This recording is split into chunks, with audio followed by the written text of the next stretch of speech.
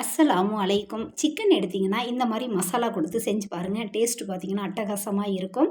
Video பிடிச்சிருந்தா skip பண்ணாமல் பாருங்கள். மிக்ஸி ஜாரில் 2 ஸ்பூன் அளவுக்கு மிளகுத்தூளும் சேர்த்துக்கலாம். ஒரு ஸ்பூன் அளவுக்கு ஜீரகத்தூளும் சேர்த்துட்டு ஒரு அரை ஸ்பூன் அளவுக்கு கரம் மசாலா, 2 ஸ்பூன் அளவுக்கு காரத்துக்கு ஏற்ற மாதிரி மிளகாய் தூளும் சேர்த்துக்கலாம்.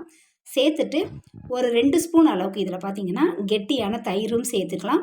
சேர்த்துட்டு தேவைக்கேற்ற உப்பும் சேர்த்து ஒரு ஸ்பூன் அளவுக்கு இஞ்சி பூண்டு பேஸ்ட்டும் சேர்த்து ஒரு கைப்பிடி அளவு மல்லித்தலை, கொஞ்சமாக கருவேப்பிலையும் சேர்த்து நல்லா ஃபைன் பேஸ்ட்டாக அரைச்சி எடுத்துக்கலாம்.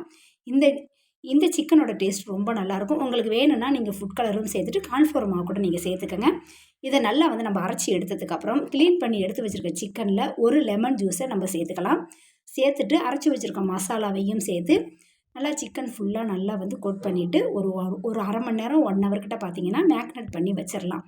மேக்னேட் பண்ணதுக்கப்புறம் கடாயை நல்லா ஹீட் படுத்தி அதில் ஆயிலும் சேர்த்துட்டு நம்ம எடுத்து வச்சுருக்க சிக்கனையும் சேர்த்து அடுப்போட தீயை ரொம்ப கம்மிப்படுத்தி பொறுமையாக வேக வச்சு எடுத்தோம்னா நல்லா வெளியில் நல்லா கிறிஸ்பியாகவும் உள்ள சிக்கன் நல்லா சாஃப்டாக வெந்தும் டேஸ்ட்டோடு இருக்கும். கண்டிப்பாக ட்ரை பண்ணுங்கள்.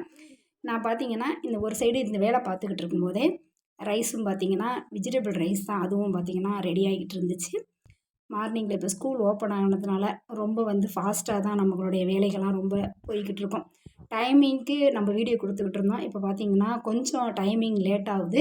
இன்ஷா அல்லாஹ் இனி வரக்கூடிய வீடியோலாம் டைமிங்கோட நமக்கு வீடியோ வரும். என்னோடய சேனலை பிடிச்சிருக்கவங்களாம் மிஸ் பண்ணாமல் பாருங்கள். புதுசாக பார்க்குறவங்க சப்ஸ்கிரைப் பண்ணி, லைக் பண்ணி, ஷேர் பண்ணுங்கள். பார்த்தீங்கன்னா ரைஸும் குக்கரில் தம் போடுறதுக்காக கொதிக்க வச்சுருக்கிறேன். தேங்க்யூ ஃபார் வாட்சிங்.